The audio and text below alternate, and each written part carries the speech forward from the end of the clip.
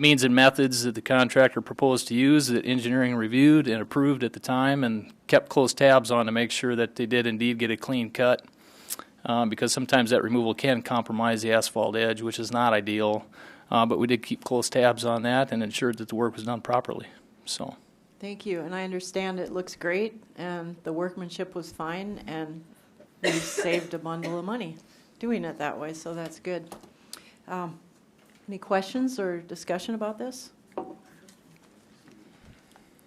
right, I'll look for action. All those in favor signify by saying aye. Aye. Those opposed signify by saying nay. Motion carries. Item number 5 is update on golf course funding for the shoreline stabilization project. And I see Terry Kelly from the Park and Recreation Department is here. Thank you, Mayor.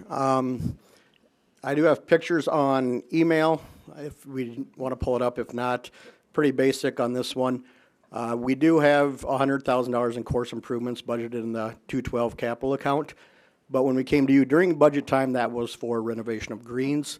We have since determined to hold off on that, so the money is still sitting in our account. What happened this spring is we lost an abundance of our shoreline where the irrigation intake was put in on the lakeside.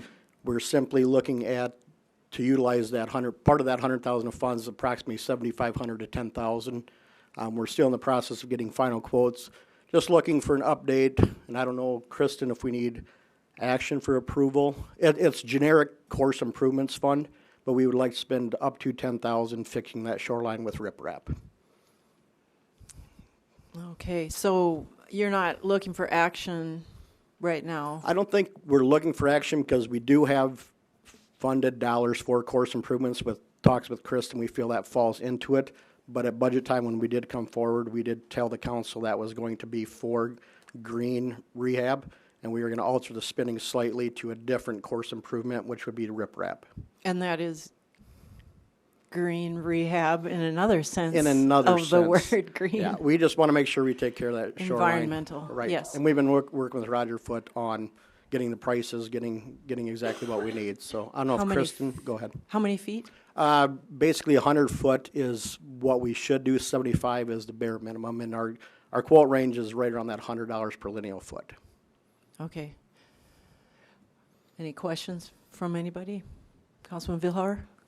Terry, when this was discussed at the Park and Rec Board meeting 2-3 weeks ago, I thought I heard some comment that it wasn't, well, when the work was done, 2, 3, 4 years ago? We're probably on about year 4 right now. That it probably wasn't installed properly or done properly to begin with. I mean, does a contractor have any liability or responsibility there anymore at this point? We checked statute of limitations on our warranty was up. The riprap they did worked well at, I won't say high level, at the current lake level at that time, and then it went down. So we didn't experience until, the last year or two we had the high lake level, which overwashed the current riprap and took out the bank. And along with it, the riprap was there, pretty much washed away into the lake. So, but yeah. We're on the hook. We're on the hook, and definitely goes back to the first time it was done incorrectly in our opinion. But unfortunately signed off on. We had a consultant. Yes, consultant signed off on that. All right, not much we can do about that. So, anything else, Councilman Lallam? Terry, when would they be looking at doing this work? We are still shooting for this fall. The contractors we got prices from feel their schedule will lighten at the very latter part of fall. So I think we can sneak it in, so next spring we'd be prepared if we do have a high water level. Okay, thank you. Councilman Albertson? Oh, okay. All right. Anything else? All right, thank you, Terry. Thank you, Mayor. Item number 6 is haunted house permit. And if you'll bring up the application form, and Chip will come up to answer questions. But this is on the agenda. We don't currently have a haunted house application form that we use. But we're thinking that it might be a good idea to do that. This is the time of year when people start doing this sort of thing, and we have a concern about public safety when structures are built with, pathways through that if there were a fire or something, someone could be trapped, and we want to make sure that they're safe. And so, Chip, do you want to talk about this a little? Oh, okay. Basically, we're looking at, it was brought up in one of our staff meetings about haunted houses and the safety of them, and we came together and thought about it, that there's some things that we could help out the property owner that's doing the haunted houses to lessen his liability, but also to make sure that the public's safe too, and they can still have a good time, but things are done safely. And there's, like, this is just an example sample. There's quite a few that I found that we would come together. The fire department side of the house, I have no time to do this, but working with the building official, and we're going to coordinate with each other that we're going to make sure they get inspected.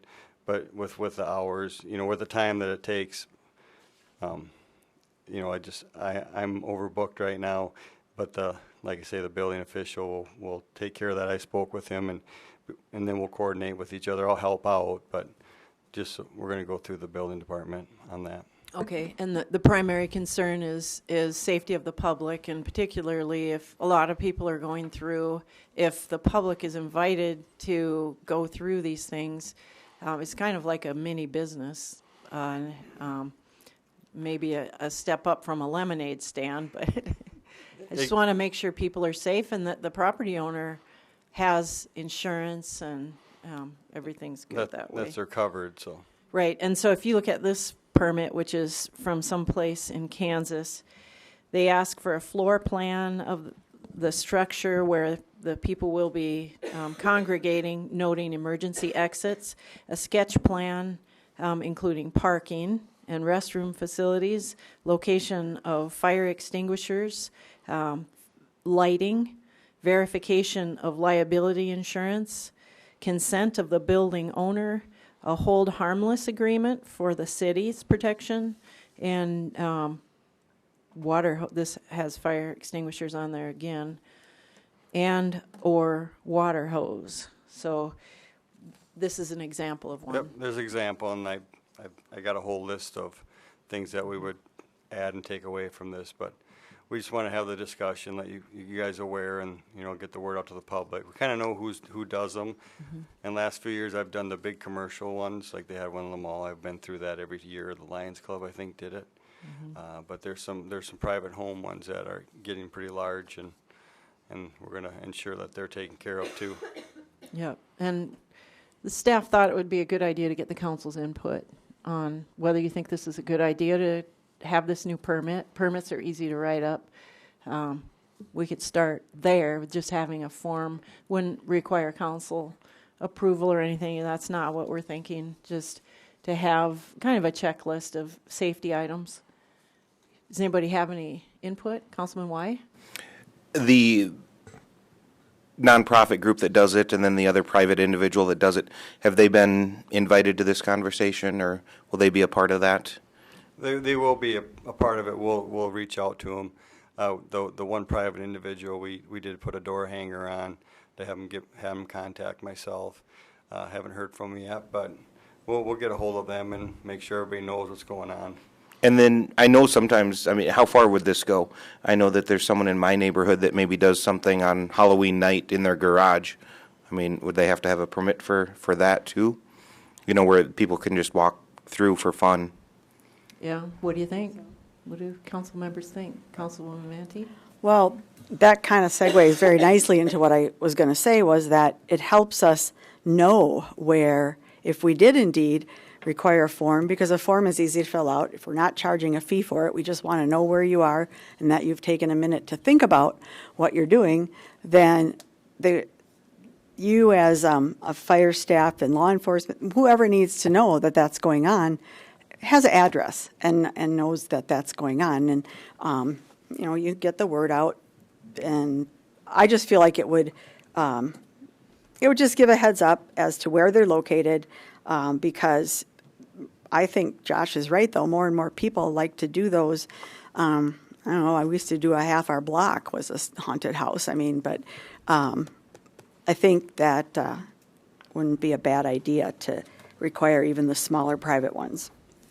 Right now, What- we don't have an ordinance requirement to do this, and we would just start, keeping records, and if we felt the need to put it in ordinance to make it, more strict or stringent, we could do that in the future. But we're not talking about doing that this year. Not Right. this year. And one thing to think about is when it's in their primary structure of their house, I don't have a large concern with it, but these other whole backyards and whole front yards and putting tents up and other items, that's getting pretty large. There might be something with, their own private house. Can we do a permit for inside their own private house or how that works too? Chip, I see that this one in particular has a $500 filing fee. Are you thinking of doing any sort of filing fee? We haven't really talked about that. That would be something that would come up and it'd have to be put on referendum next year. We'd have to approve that and things. This year we're just kind of doing little small steps. Councilman Albertson? Have we had issues someplace, or what's prompted this to come up? It looks like you said you're overworked, and now you're adding on private backyards and Safety. There's one that's really huge, and it's just a concern that we aren't invited to check out and see if they have alternate routes for exit or fire extinguishers nearby. We don't know anything about it other than we see it projecting out into the right-of-way, and we know that it includes the entire backyard, which is fenced. So what would happen, and if there's an emergency, is there adequate place for people to escape? We don't want to shut it down at all. That's not the intent. Just want to make sure people are safe, and if we're aware of it, shouldn't we be thinking this through? But if you think it's intrusive or just extra burdensome work, then we don't need to do it. It's an extra thing. Councilman Vilhauer? I guess just my comment, to me, it looks like a solution looking for a problem, in my opinion. I'm always cognizant of safety issues, but I would never have thought, and maybe that's staff's job, obviously, but to me, I feel this is being intrusive, so if I had to vote up or down right now, I would vote no on this. Mayor. And that's fine. We wanted to bring this to your attention because basically one of them was set up, out into the right of way.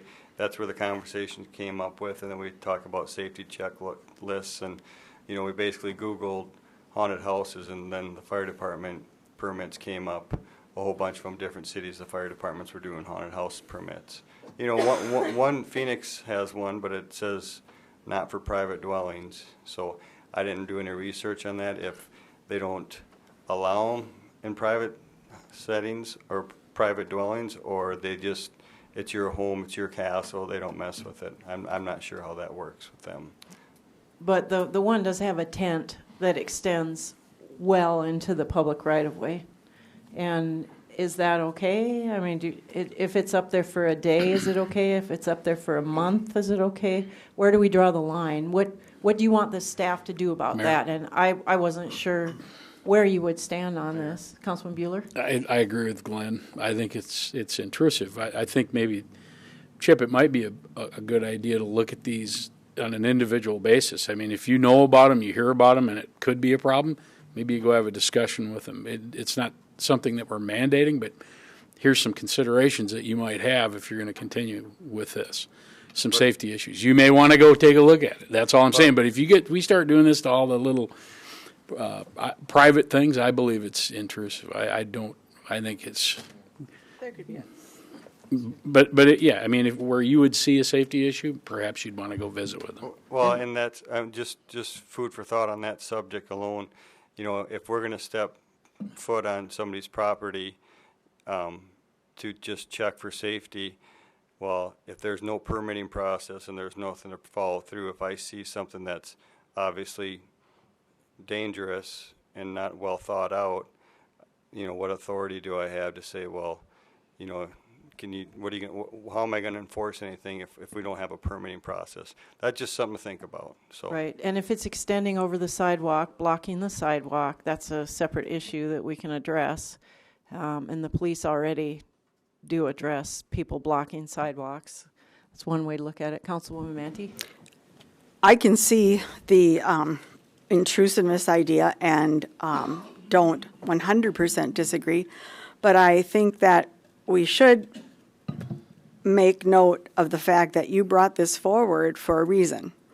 And so, you know, if this is something that you've seen as a department, I guess you're the expert, I'm not, you know. So if you feel this is something that going forward might be a good thing to have on hand or have a permitting process if it allows you to go in and make a correction to a serious problem, then, you know, we have to consider that side of it as well. You know, you came to us with a potential solution to a problem you've seen.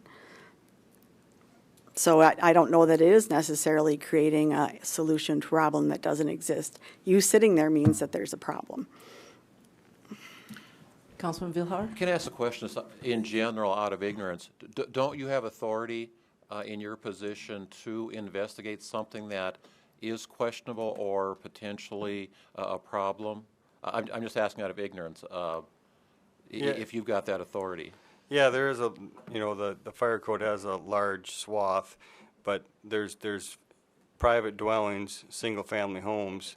It's, you know, what I have for authority there is the installation of smoke alarms, egress windows, but that's where it goes from there. So that's where the permit process would come into play, where the building official or myself would, you know, you need so many exits, or your groups can be so large.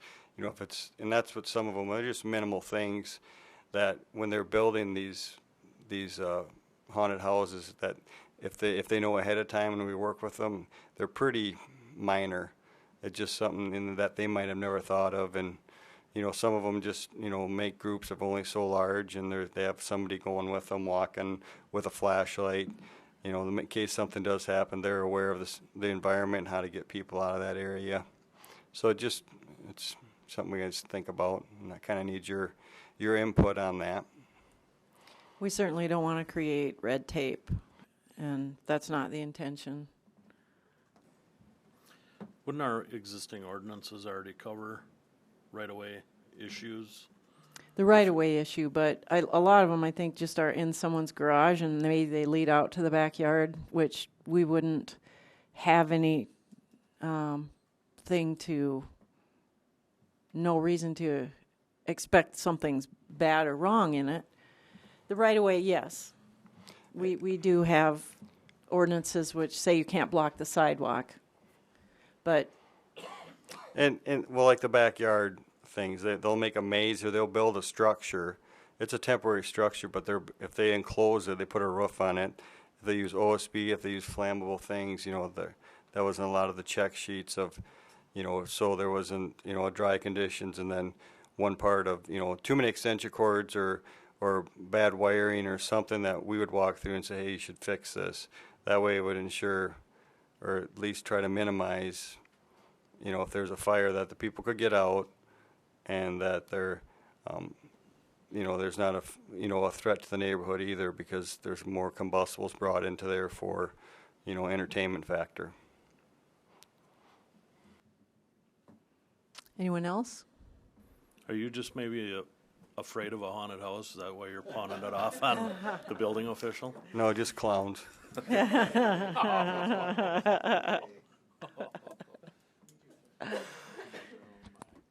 All right.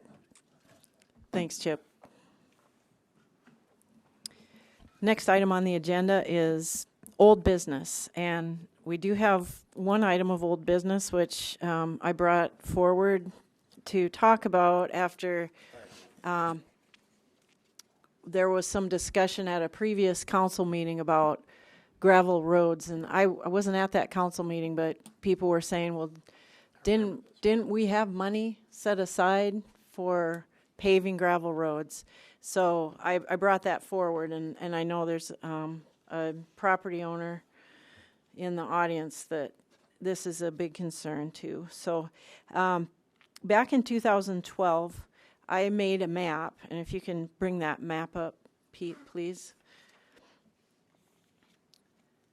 showing where all the gravel roads are in the city, and it's kind of hard to see on the screen there, but the blue shaded area is the city limits, and I couldn't figure out how to shut off the gravel roads that are outside the city limits. This is a layer on our GIS system, and wherever there's a bold red line, that's where there was a gravel road in 2012. And some of these may have been paved since, not sure. I know that one in where Terex is going has been vacated, so we certainly don't want to pave that one. But you can see there are quite a few gravel roads in the city limits right now. So if we were to start paving gravel roads, we need to come up with a priority list of which ones do we do first and how much of it do we pay. So the money was put aside, and I made this map, and then I also did a spreadsheet, which is the next page. And I know you can't read that, but this shows the cost, estimated cost in 2012 dollars of paving all of these gravel roads. And I may have missed some. This spreadsheet, I'm not positive this is complete. But the 2012 dollars total was $3.7 million. And I updated that to 2018 dollars just using the consumer price index. That inflates to just over $4 million worth of paving, and this does not include curb and gutter. This is just asphalt, and there's a little over 5 miles. So if the council would like to start paving gravel roads, we should probably figure out a way to prioritize these. And I can think of offhand, we talked about doing it by traffic count. That's one way we could do it. Pave the ones that get more traffic first. We could do it by hours of time spent by the street department in grading gravel roads. Some roads are more labor intensive to maintain than others. We could, there's a lot of different ways we could do it. And also, it's fair to point out that some of these roads have commitments by the property owners who got a building permit or did a plat on condition that they pay at their own expense for the paving if the city should ever order it in. So there's those, and I think that's not a big number, but I know there's some of those have what we call waivers of right to protest, a petition street project. And I think it's important to note that we do have a process for getting roads paved. Roads are paved by the property owners, generally in accordance with our ordinances. The subdivision process is how we get paved roads. It's also how we grant building rights. So that's where the waivers of right to protest come in. If someone gets a building right without a paved road, they generally give us a waiver of right to protest a future petition street project. So when the city orders it in, they cannot fight it. And in general, as you know, if you get 55% of the adjacent property owners to sign a petition against a road project, it can be overturned. But then the council can, with 2/3 vote, order it back in, and the property owners have to pay. That's what our laws say. So the street in question that was being discussed when this was brought up by the council was 21st Street West, next to, there's a mobile home court that had improved and was required to pave part of the road, but then that remaining stretch was left graveled. We do have a waiver of right to protest on one side, but not the other. So that road it's on the table, and we had a cost estimate for doing that just earlier this year, and we didn't push it through. As you probably recall. That one on my spreadsheet was $82,000, but our cost estimate this year was $132,000, and that recent cost estimate included 4 inches of asphalt. This spreadsheet is everything is 3, and it also included curb and gutter. So I guess I wasn't here to talk about this when the council brought up the question, well, didn't we have a plan at some point to pave our roads, and wasn't there money in the budget? And yes, there was. So if this is something you'd like us to pursue, I think the staff will take some direction from you as to what sort of program are we talking about? How would you go about prioritizing who should get the money? And should there be some cost sharing involvement on the adjacent property owner's part? Like if the city's going to pay for it, like with our sidewalk project, we can order sidewalks in, but then we pay $2 a square foot toward the improvement when people are made to pave it. So I guess I'm open to any questions that you might have or discussion about this. Councilman Roby? If I recall, when the road doesn't go in on a house, a development, what have you, that right to waivers a waiver of right to protest is put in place. Is it fair and accurate to assume that the property was sold at a lesser amount? In other words, the city didn't enforce the paved road ordinance, therefore there's less cost involved. And there's an outstanding obligation which is recorded at the courthouse and is known, and I would assume. I think people forget that sometimes, in that when that is not enforced or not enforced at the time, the obligation doesn't go away. So if somebody bought a house on a gravel road, somewhere along the line, somebody paid less to either build the house or construct it, or the sales price should have reflected that at some point. Right. Councilman Albertson? I really like the idea if we could get cost sharing in it, because like Don might be very right, when I talked to Ken on my house, I didn't get anything cheaper, and I had to, for a sidewalk, and I had to sign a waiver of fighting that if they put in sidewalks by me, I would put one in too. There wasn't anything cheaper on that. On the other hand, there might have been on some of these, but it would seem like if we could get, as long as we have some way to do this, it would help cut the costs. I think a lot of those people would like to have, I know the people that we're talking about now would like to have a road that wasn't a washboard. Mm-hmm. That's really a bad road. But if the city is paying for these now, should we continue the process of allowing roads to be put in graveled with because we have done one like just in the last couple of years on an Eastwoods plat. The developer was required to just gravel part of a road that wasn't going to have any driveways on it, and then sometime in the future it would be ordered in. And instead of putting it in with the development.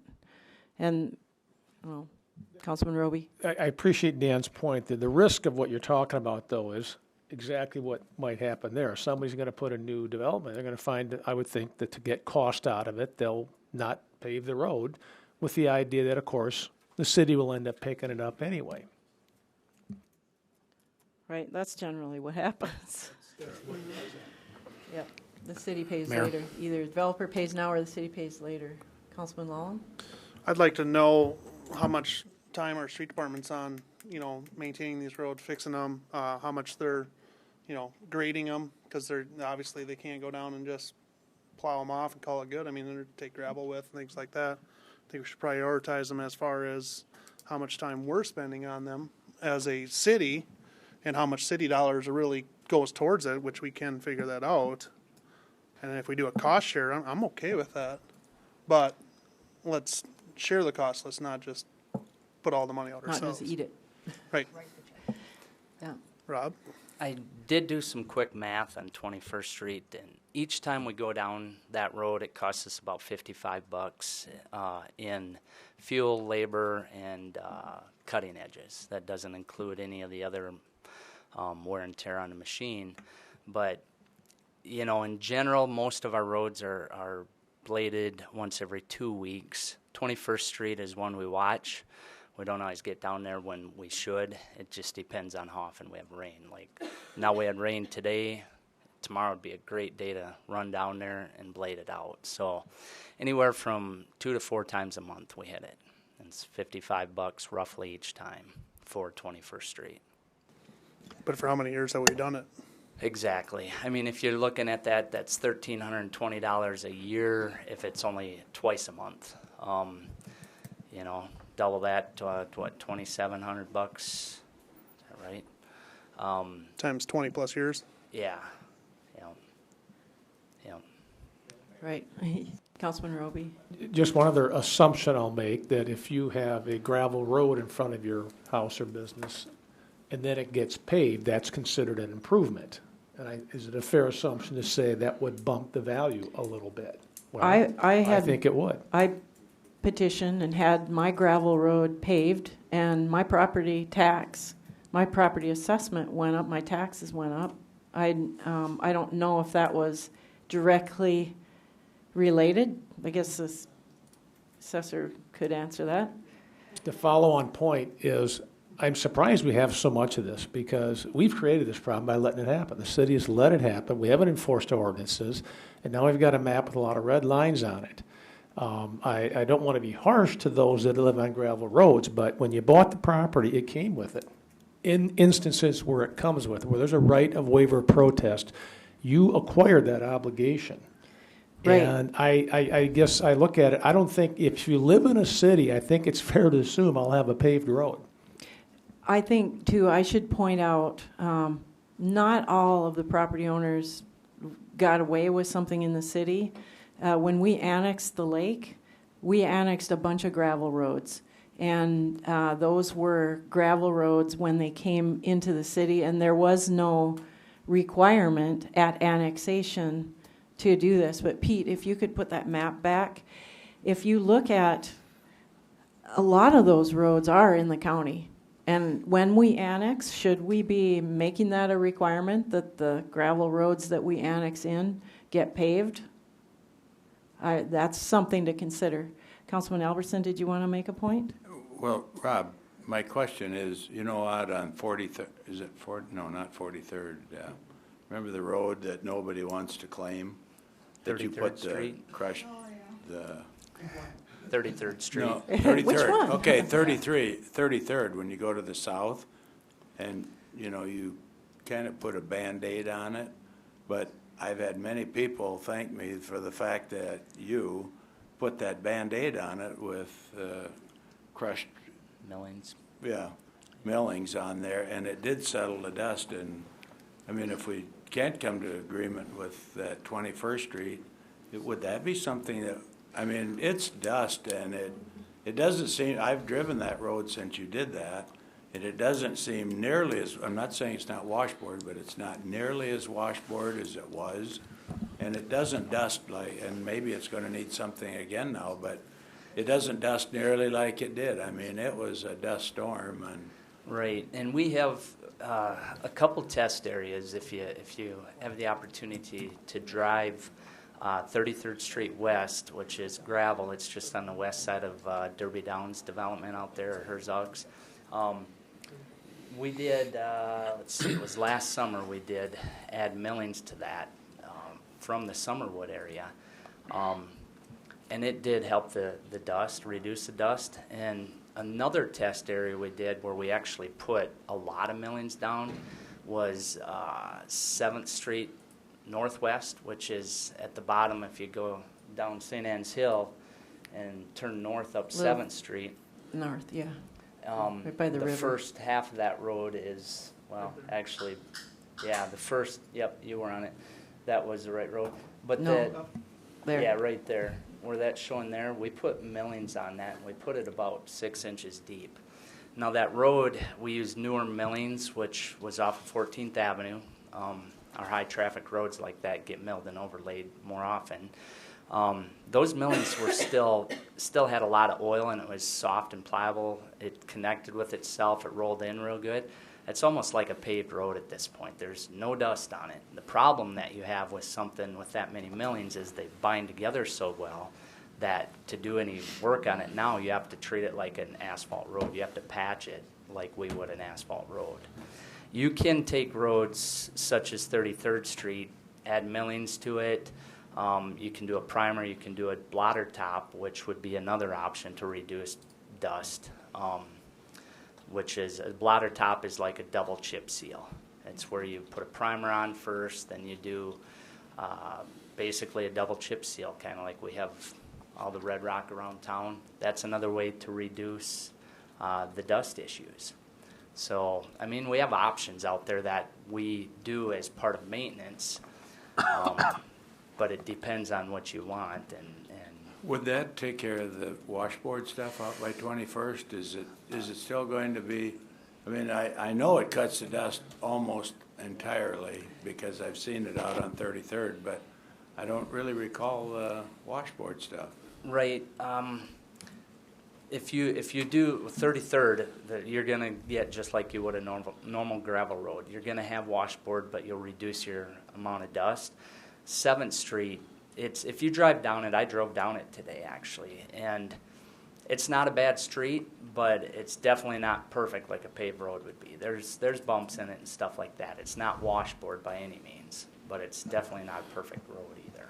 Well, in 2012, when we first started looking at this, and I think the action where we discussed it might have been 13 or even 2014, one of the roads we were concerned about was 12th Street East. Yep. And after we decided not to go forward with a project, the street department put millings on 12th. It Right. actually did have millings prior to that. Oh, it had millings. How long have the millings been on that street? It's been quite a few years, and actually, I went down there 2 weeks ago now. I met with a lady that had a concern about that street, and that's a good example of what 7th Street will probably turn into, is a road where you need to do some pretty major maintenance to it, and it's at a point where the only thing we really can do is mill it up or grind it in place, basically. Right. Reblade it, re-wet it, and roll it. Right. And hopefully get another several years out of that surface that way. Or that's an ideal situation. When you mill it up or grind it in place, roll it, or blade it, pack it, wet it, roll it, the whole thing to where it's smooth, and then do a blotter top at that time, that'll hold up really well. But it's still not quite Right. what you would get on It's not a paved paved street. road. And this is controversial all over the country, this kind of treatment of a road. Putting millings down has an immediate benefit, but then it gets into bad shape and it's difficult to manipulate. It's not like a gravel road that you can just, I don't know how long it takes you to blade 21st Street. Less than a half hour generally. Okay, 20 minutes. You can't just go over it with a grader in 20 minutes. It's stuck together. It'll come out in big chunks, and then you have a bumpy road that you can't grade. And it looks like gravel more than asphalt, but it does not act like gravel. So there are pros and cons to doing this, and I think from the research I read, if you're going to do a millings surface road, you should seal it, which dramatically increases the cost. Yep. And I don't think have done that. That's what he meant by putting a blotter down. Yeah, it was not done on 12th. It was not. It was because not of the sealed, is my expense. understanding. We did talk about it, but we didn't because it was expensive. And it was kind of a trial to see how long it lasts and what will be the experience of having to maintain it. We did have a company came to town and wanted to do a little demo of It's called a zipper, and it's basically 48-inch mill that goes on the front of a loader. And he did a test run for us on the south end of that, just the east side of that road for probably 75 feet. And he did it all the way across. And then we came back with our bladed it out, wheel packed it, and it actually, just that little bit, it was in pretty good shape for quite a long time. That's been a while ago, but I want to say a couple of years, I guess. It wasn't last summer. I think it was 2 years ago. But I mean, that is an option too. If we have, somebody come into town, grind it in place, we can blade it and roll it back out and make it last every couple of years. We do that. Those are options. And we have some options out there. It's Right. just And the paving. level of service that you get from a paved road versus a milling top road versus a gravel road, those are three different experiences. Right. And it's definitely not a paved road. Councilman Bueller? Yeah, little history, and this is just an example. This is 12th, or what we've kind of been discussing here. When I ran for city council, that's in my ward, and I had a number of folks that were upset about the dust that were adjacent to that road, and even a couple houses away.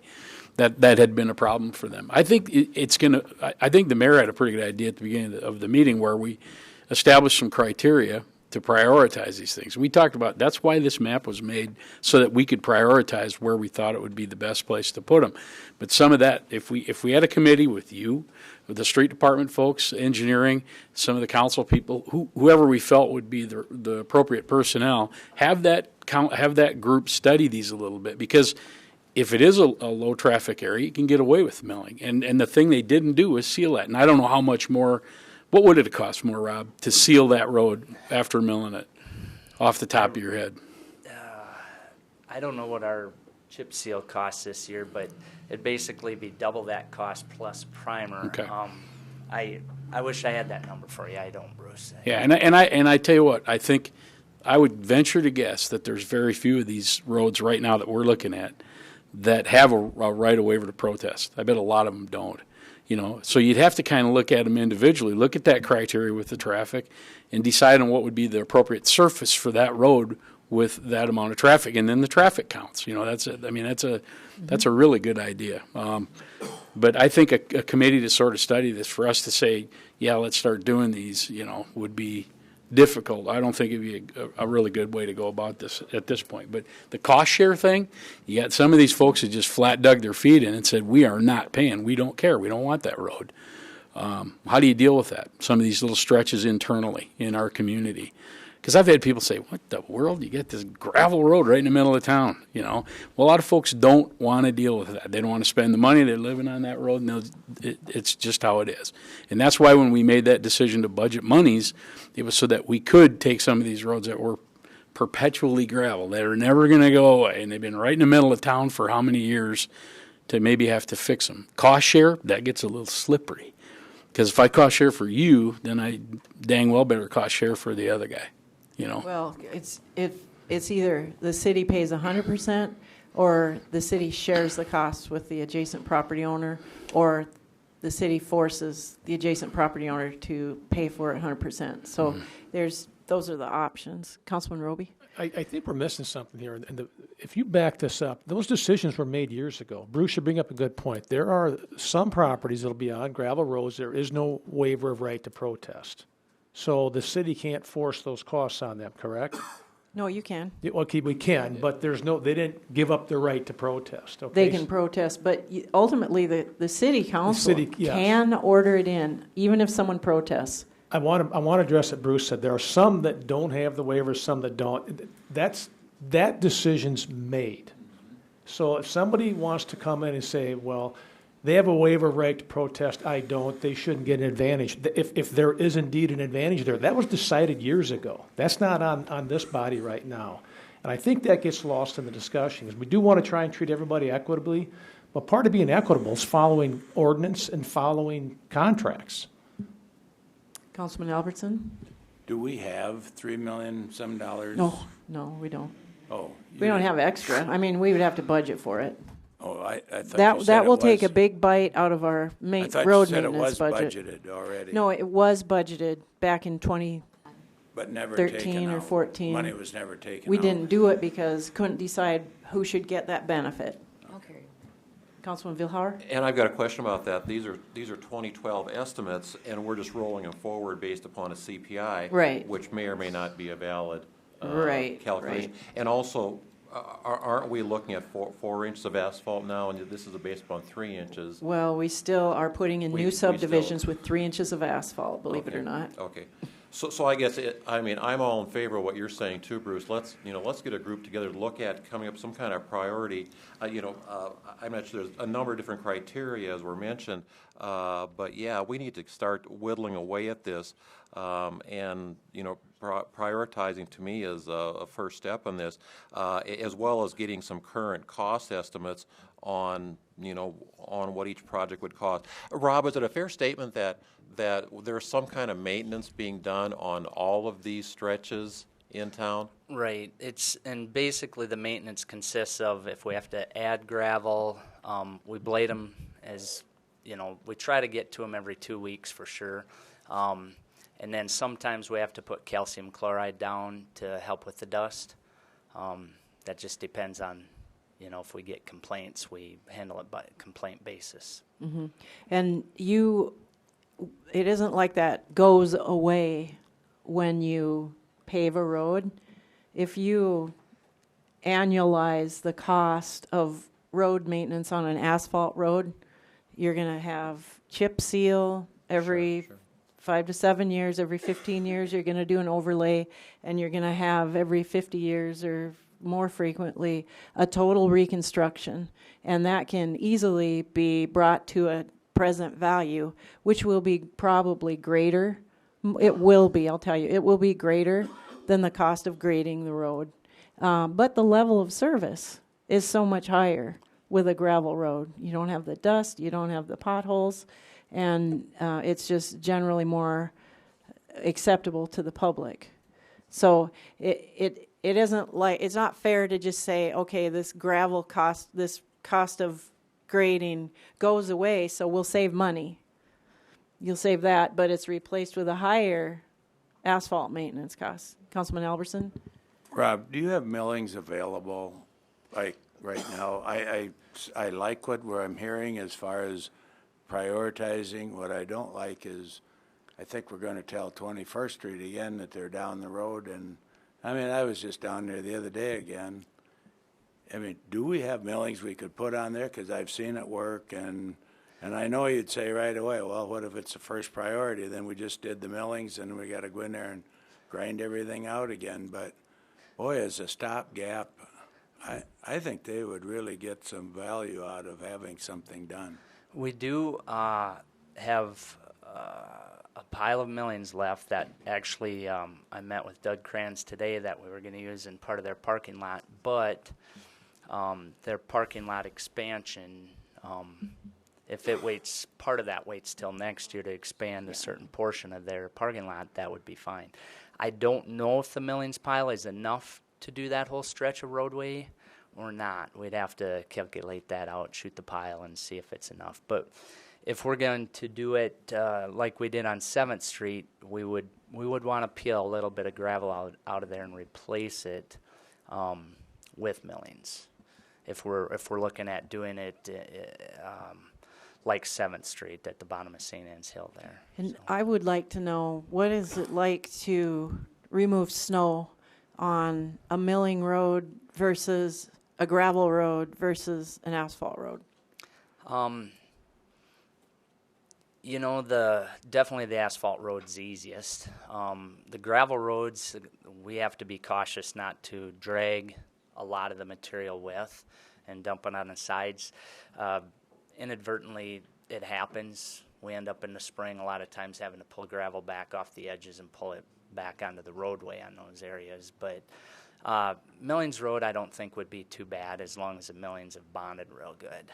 Mm-hmm. And that really does come down to the millings we've taken off. Is there enough good oil left in that yet to get it to bond well? I think the pile we have out, actually if you go out to FD2, we've been having a heck of a time already breaking the pile apart, and that's just from the millings this summer. So, but They yeah, come in I think we chunks. could, I think I could come up with enough material, even if we had to. We've hauled some over to the county, we could get some of that back. They haven't, I'm sure they haven't mixed it all with gravel yet, if we just wanted to go with straight millings on the top. It's something I don't know. The worst case scenario is we'd have to hire a reclaimer to come in after 2 seasons and grind it back up to where it's workable, and then we'd blade it, wet it, and roll it out, that type of thing. We're kind of at that point on 12th Street right now if we want to do the proper maintenance to it. Because it's been, what, 6 or 7 years now? It was before I was over there. I mean, Bruce, Bruce when- has a pretty when good was it? handle on. What, do you remember what year? What year was it? I would say it was probably around that 2012, 13, somewhere in there. That'd be my guess. So 5 or 6 years. Yeah, because I think I was on the city council, and that would have been 7 years ago when I started on the council. So maybe earlier than that. It was after that, after I started on the council. Okay, I know Bonnie wants to say something. Will you please come to the microphone and state your name for the record? Bonnie Glines. And referring back to that protest thing, Evolution they said, has so assigned their protest thing, but what about Sheehan Campers? What have they done? Could they built on and stuff? Did they sign anything after, get a building permit or anything? I don't think where's Sheehan Campers? Is It's that right across the street from Evolution. So it's on the On that road. east side? Yep. Is that, there was a shed that went up a few years ago, and they were not required because it was not a primary building. And I think that generally the waivers of right to protest are collected when a primary structure goes up. Maybe not so much if it's just a remodel, or probably based on the extent of the remodel, or if it's an accessory structure. Can't tell you what happened there. I mean, it is a building permit, and the waiver of right did say building permit, didn't say big building permit. Because then they redone that little shed that was there, and there's a garage or something out there, and fence and stuff like that. Right, and I want to just say this again. The subdivision process is how we get our roads paved. Subdivision is the process of taking one piece of land and selling it off, dividing it by, separate owners. We don't have any control when people sell off pieces of their land, but they don't necessarily get a building right. The building right comes from the city through the subdivision process. And we say that right in our ordinances, that in order to have a building permit, it needs to be subdivided land in accordance with our regulations. And then you have to have an improved road. So if we follow our subdivision process strictly, we wouldn't be giving any building permits. And that's flexibility that's been done, depending on who's the mayor, how that's been enforced or not enforced. And I personally think we should enforce our regulations or get rid of them. I don't think we should selectively enforce on particular people and not on other people. If it says you don't get a building permit without our subdivision ordinance being followed, then maybe they should follow the subdivision process. There was a recent inquiry on that land, and those people were told that we can't stop them from selling off a piece of a lot, but we can't guarantee them a building right. If they come in for a building permit, we probably ask them to follow our subdivision process. And that makes a big difference in the cost. It's expensive to have to improve a road. People don't want to do it. Nobody goes in there wanting to spend hundreds of thousands of dollars in order to sell off their lots. They do it because our laws require it. And if we're uniformly applying that rule to re-subdivision as well as subdivision, then we wouldn't have this problem. We have this problem because we've seen gray areas and we've tried to make it easier on people, and we don't want to make it hard. It's just very expensive to pave, and it's easy for, you know, somebody who doesn't have to pay for it to say that we should force the adjacent property owners to get it done now. The council has that power, but it does create a hardship too. So that's where that waiver of right to protest comes into play. So The other ones out there, the other businesses had to pay for it. It's added to their taxes. So then we don't have to make the other ones do it? right, I hear what you're I mean, saying. if there's a law or whatever, then everybody should abide by it, not just certain people. Right, Then we won't have these problems. right. We have enforced it in other places on other people. Then why can't we enforce it out there? Well, Is my question, people. okay. And we can enforce it to other people, and then certain ones can get by with everything. And I'm sorry, that's the way I feel. And it's just not me, because the police department goes on there, and the fire department, people go down to the lake. So I understand, and I think that's why the council wants to look at maybe doing a cost share, because, I mean, we just had a presentation on our cost sharing policy for sidewalks. It's the same kind of thing on a smaller scale. The adjacent property owner is responsible for installing and maintaining the sidewalks in our community, and we help them do that because we recognize that it's expensive and we pay for part of it. So what they're saying is, let's do that for roads. So I think that from here, we can direct the staff to put together a priority program, and we'll bring that back to the council for ratification. And if I'm hearing right, probably what we're going to end up with is some degree of cost sharing, and that's who knows how much. But there will probably be presented with the property owners at least having some skin in the game. And it may make a difference if you got a building permit at an earlier date and promised not to fight it, that, you know, that might make a difference on how much cost share you get. Well, yeah, if they didn't get a building permit, they should have to had one. Right. So I think your point's valid, and I think the council understands it. So thank you for coming and sharing this. Okay, I'll probably be back. Councilman Vilhar?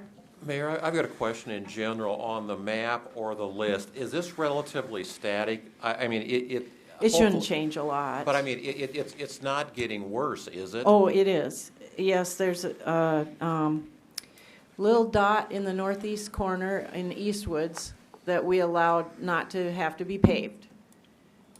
And that was to save money for the developer, because the ordinance says that all of the required improvements must be done when you subdivide. And the request was made to defer some of that, and that's been within the last 3 or 4 years. Because if we don't start addressing this 20 years from now, the council at that time will be having the exact same conversation that we're having today. I mean, we can't let this problem perpetuate itself. Mayor. Councilman Bueller? You know, I don't know how big a problem this is. I don't know if it's a huge problem. I do know that the planning commission, when they look at these things, when they plat these, when these developments are put together, that's a part of their responsibility to make sure that all those I's are dotted and the T's are crossed. How that happened, I have no idea. Well, I will say this, Bruce. I don't know that the Plan Commission had anything to do with that. That was a development agreement approved by the city council. Well, then I would, if that's the case, then that was an error in judgment for us to allow that to happen. But I don't. Where else are we seeing this, Mayor? Where this is a big problem, where we're continuing to do this? I don't know that. Okay, the most recent ones are right where his finger is. That one, that's Eastwoods. But then in Stromseth edition, on the far west, or far east, excuse me, that vertical line, red line there, see where the blue touches the red line? That's a subdivision that was done in the last, since 2010, probably 2011 or 12. That subdivision was approved without a requirement to pave that road. I really struggle to believe that the planning commission and the council would knowingly allow that to happen. Well, maybe. And I know that in some instances when we develop, it's half a street, it's half a road because they're adjacent to that side of the road, where some of that will remain gravel. But that should not be happening. There's a check and balance there with the planning commission. So I would be interested to know how that happened. I agree with you, Bruce. Madam Mayor, if I may? Yes. Just for whatever it's worth, I think that in our development review processes and our design standards that we're working on updating and our subdivision regulations, I think it's a mindset on how we look at these public improvements and getting to where Councilman Bueller suggests that we be. I couldn't agree more personally. I do think it's an oddity to see some components of the public improvements be left outlying, incomplete. It is rare for most communities to see that to happen. I know there are special circumstances where it is allowed for certain projects, but it should be the exception to the rule. And if you think of it along the lines of our water and sewer infrastructure, to me the streets are just as important. And we don't allow our water and sewer infrastructure to be compromised, but for some reason over the years we have let our streets infrastructure be compromised. And I think getting to that point of looking at it under that perspective of it being a necessity to have a paved street with any development, whether it be a residential subdivision or a commercial development or an industrial park for that matter, but looking at those public infrastructure components all at that same level of necessity, I think in my own professional opinion is where we ought to be heading in the direction of.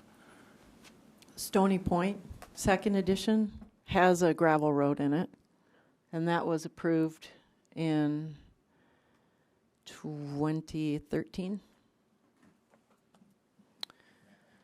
There's a handful When you say of those. approved, who are the you? Council. The council. Well, the plat, it was administratively platted, Right. That but the development agreement was approved by the council. And the development agreement says gravel road, and that's what they've got. And is it possible that when we do some of those development agreements, things get kind of lost in the shuffle? I think in some cases, it's not pointed out. It's not clear, perhaps, to the council, because we got to be. I think if that's the case, we need to be more diligent moving forward. I'll do my very best to make sure that you understand. That's my promise, and you can make that choice knowingly. Councilman Lallam? Mayor, I think we can just basically give our staff the go-to that, hey, this has to be done, this is what it's going to be, no exceptions to it, without some sort of, it'd have to be a really good reason as to why it couldn't be done. And maybe if it's a timing issue, it's like, well, we're going to put in industrial park, but we want to wait till we get some of these done so that we don't tear up all the roads and, for construction purposes. But I think we just tell staff that this is where we're looking to go as a board, and that's what it is, and there's no ways around it. So thank you. That's very clear instruction. Are there some volunteers to serve on the committee? Anybody want to volunteer? I'll send you an email. Think about it. Yeah. Mayor, I just wanted to say one thing about the waivers of right to protest, just to make sure it's clear that the council has the ability to order in roads and assess the cost of those roads, regardless if there's a waiver of right to protest. If 55% of the property owners protest, all that is required is another council vote and 2/3 of the council to override that protest. So even if they protest, the council has the authority ultimately. Just want to make sure that's clear. Madam Mayor, if I could, on the heels of what Councilman Lallam shared, just to give you a sneak peek at some of these subdivision regs and design standards that we're looking at, what I found and what my experiences are in other communities and these different standards that we're looking into in some regional communities in South Dakota, they do exactly along the lines of what you're talking about, and they make the development completion agreement strictly outlined on the regulations that are in place, and that makes it an exception to the rule to see things like this happen. So their development completion agreements include the whole list of public infrastructure improvements that come through in their civil plan set to the engineering office for review. It includes the water, the sewer, the streets, the storm sewer components, and it's signed, nip, tuck, put away, and they know that's what they're locked into. And 99% of the time, and I know Watertown hasn't gone this direction, but again, a sneak peek for that's where bonding comes into play to see the completion of those improvements carried through to acceptance by City Council. Is that a checklist that you guys go through as we're closing out those development agreements as well? Yes, exactly. Throughout those phases of the development, everything is checked off on. So and initially it's reviewed. We issue all the permits, the zoning, the building, the construction permits for the civil improvements. There's random inspections that occur during the construction. Then at the end, the developer or their engineer contacts us, says we're ready to close this out, come inspect the site. We do a final inspection. It comes to City Council for acceptance. That triggers the 1-year warranty period. A year out, we go out and do another final inspection on the warranty period, and then give them a punch list of items to address at that time. And there's tweaks to that general summation that I provided there, but generally speaking, that's been a very effective process to be followed that our communities have exercised. And that's something that not only our staff has wanted, but the developers want as well. So, I mean, we need to, Matt doesn't want it, he said? Oh, don't shake your head, Matt. Oh, but our developers have said that they want it straightforward checklist. So this is a perfect way to say, here you go. This is what you need to do. This is our plan. Follow it and you're good. Right. So that's what we're working on. We're hoping to start up those development committee meetings again because we want developers' input on this. It's an overhaul of our ordinances that we're embarking on and an adoption of design standards. We want the development community to embrace what we're doing and to tell us if we're attempting to do something they don't like so that they can be heard. And as a community, we'll buy in on this. We'll seek input. So, other comments? Good discussion. Thank you. Is there any other old business? Not seeing any. Councilman Bill Howard? I've got a question. I'm not sure who to direct it to. I sent Jada Lang an email about it a few days ago. The bike path out on 21st Street that we are looking at moving closer to the airport fence if the FAA agrees to it and then extending it further north up to 3rd Avenue. Well, I know now, just recently, we actually took out the old bike path, so it's now essentially a dirt or mud path when it rains. Is that the way it's going to stay between now and next summer sometime? I'm not sure who to direct the question to, but I know we're going to get comments. A lot of people use that bike path, and in the shape it's in now, we're going to catch some flack on that. Heath, can you answer that? Yeah, it's a very good question, Councilman Vilhauer. We have had recent discussions about this. We had on our Park and Recs milling component of our milling and overlay project. That was one of them, obviously, that was on the list. And our contractor was bringing the mill in to do that work on multiple locations, including that rec trail that you're referencing. We went ahead and gave the contractor, after discussions with the Parks Department and the airport and all the parties involved there, had discussions on whether or not to mill that out. We decided while the mill was in town to go ahead and have them hit that, remove that pathway as part of the planned work under that project. The paving of it back, though, is what's in question as far as the location of where we can pave that back. What we're waiting on is direct communication from the FAA to approval of that plat that you guys just approved with the adjustment of the rights-of-way through there. And once they sign off on that, we have that additional right-of-way that was expanded or adjusted that would accommodate this pathway to be relocated kind of up on the higher ground. That's the goal and the intent on where that pathway should be and where it makes sense to pave it back at. So I guess the kicker is waiting on that determination from the FAA. So we've been in communication with our consultant and with Todd at the airport and waiting patiently for that direction from them. Unfortunately, I think, given the circumstances that we're in, the worst case scenario is, yes, this might not be paved back until next season's paving work begins, which would be next spring, next summer. So probably going to be a muddy path for a while. Yeah. Councilman Bueller, what were you? I was just curious if there's anything we could do if we could pack it or something. I mean, just sort of a short-term remedy so people could possibly ride on that. Yes. Thank you, Councilman Bueller. That's definitely something we'll take into consideration, and Colin and I will be in continual discussions with the Parks Department. And I know we've received calls already, and I anticipated that we would, and that's why we had those discussions internally, just to try to decide which way to go on this. But given the progression of the contractor's work with having that mill machine in town, knowing that we had to have it removed at some point, we didn't want to postpone that and have them have to bring that mill machine back in just for that pathway is really what it came down to. But whatever we can do to try to mitigate things until we get some definitive direction from the FAA, we'll definitely do that. That would be appreciated. Thank you, Heath. Absolutely. Thank you. It just occurred to me, I have a note here that I was going to bring up. We do have a couple of tools in our toolbox that we're not using, or tools we could put in our toolbox to offset the cost of road maintenance.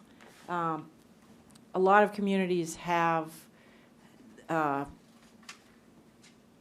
stormwater utilities or road utilities.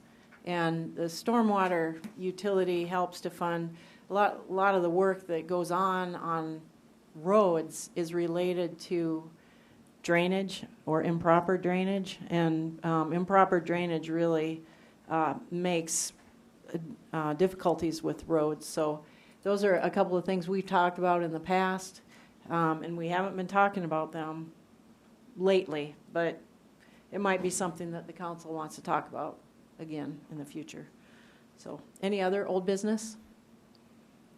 Councilman Albertson? It's not really old business. Did we are we going to do anything on 21st? Or are we going to wait and do the committee? We're going to do the committee and do the prioritization. I think Rob can figure out if he has the millings, if that's an option. Okay. You know, he wasn't sure there was enough. And right.